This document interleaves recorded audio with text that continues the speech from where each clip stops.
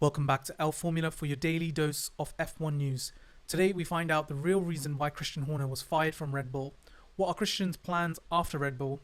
Did Kelly Piquet's brother leak where Verstappen will be racing in 2026? All that and more. As always guys, don't forget to like and subscribe to the channel. So let's start with Red Bull today. Can you even imagine what it must be like working at Red Bull? Seeing all the news and rumors on social media about the company and your team principal for like more than a year. Senior people like Adrian Newey and Jonathan Wheatley leaving because of the power struggle. Now, according to this tweet by Daniel, had a Red Bull employee tell me they initially thought the invite about a Chrsitian Horner announcement was going to be announcing Max Verstappen's departure. Sums up the feeling of uncertainty there. I mean, to me, this is some sort of soap opera playing out live, with different twists and turns in the storyline. The only rumors that were making the rounds were that Max would be leaving to Mercedes. So to have Christian leave without any prior smoke was absolutely wild. But we do have some new breaking news, and we'll cover one potential reason why he may have been fired, but that'll be covered later on in the video. Now, even Bernie was shocked by the news. He spoke to Christian the day before the sacking, and he had to say this: "It must be something very serious in my opinion. I spoke to him the day before, on Monday, and he didn't know. Well, he might have known, but he didn't tell me. And it was a normal conversation. We were talking about Max, nothing to do with this, otherwise he would have told me. All I know is the message the whole world has got,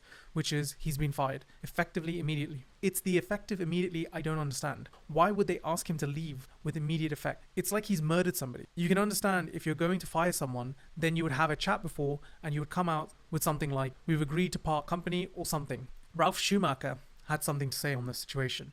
Many people left the team and Chrsitian Horner didn't manage to rebuild his team. To get new people, that's why it was time. Yes, there were some big departures and no one was poached to plug the hole, and he's had a lot of time to do so. Even re-signing Perez in 24 and then to sack him at the end of the season and pay him out on his contract was an absolute rookie mistake. And then to have Liam and Yuki struggling in the second seat speaks of the problems that they have with this car. But the main reason why he was sacked may be due to this. However, it is not confirmed yet, so this is just speculation. The Juvidias side had a majority stake in Red Bull GmbH. They divested 2% to Fidesz Trust, which gave them the same holding as the Austrian side. So just as a reminder, the Juvidias are the side that was backing Chrsitian Horner throughout the texting scandal. This might have meant that Chrsitian Horner did not have the upper hand in continuing as a team principal as these guys divested that 2%. And just a few days ago, and just a couple of days ago, there were even rumors that Chrsitian Horner was trying to sack Helmut Marko, and this was just before Chrsitian Horner was let go. What is interesting is that Helmut Marko has broken his silence, and he had this statement: "Christian and I have worked together very successfully over 20 years,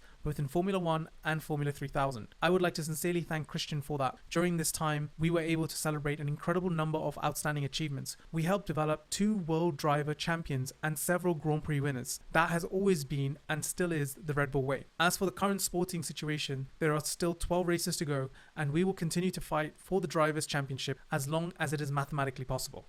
I honestly highly doubt that this guy actually wrote this. This is so corporate and it doesn't sound like how he speaks. He's kind of straight shooting, to the point, and says it like it is. But the fact that he mentions that they're going to continue trying to fight for the Drivers' Championship, I think that's lies, because the headline is suggesting something different. Red Bull's development for this year is essentially over. There will only be minor upgrades to the RB21 moving forward. The 2026 regulations are now priority. I mean, at some point, they have to call it quits when McLaren is absolutely dominating at the moment. But what does this mean for Max Verstappen? Was this something he preferred given how uncompetitive he is at the moment? Or is this his opportunity to bounce from Red Bull? Well, Nelson Piquet, Kelly Piquet's brother, was on a podcast and he said the following about Max Verstappen. Nelson: "Who knows next year with Max there?" Interviewer: "Wow, there? Really?"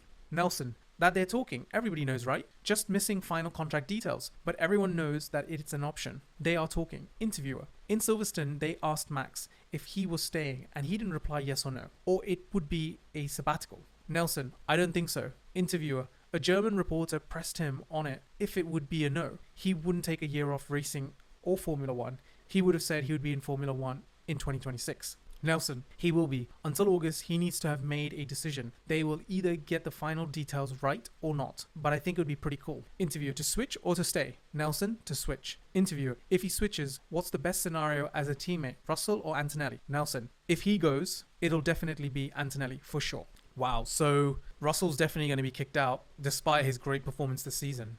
But I don't know if this is just like a regurgitation of all the news that's currently out there in the media, or is the final contract detail sort of a new piece of information? I don't know. Let me know your thoughts in the comments. But he technically is the closest person to the Verstappen camp who has openly said something about this. So at least we know for sure that they are talking. At least we know that corroborates with the summer being the time when he's going to decide.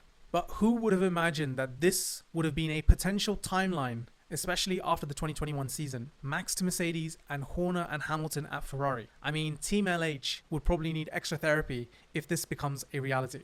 But that has indeed been shut down by Maranello. They have firmly denied any current interest in Chrsitian Horner. Once upon a time, before Vasseur had the job at Ferrari, senior management at Maranello wanted Chrsitian Horner to run the show, but he declined at that time.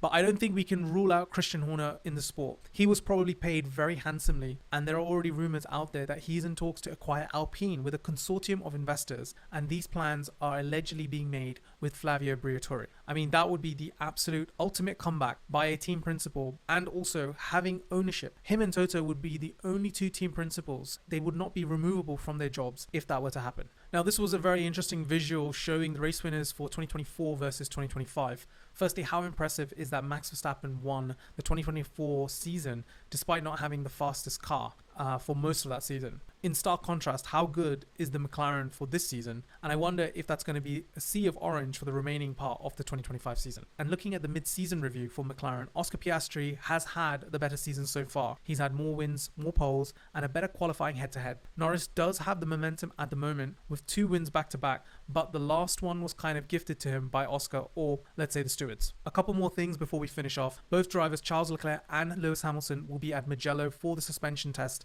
as part of the filming day.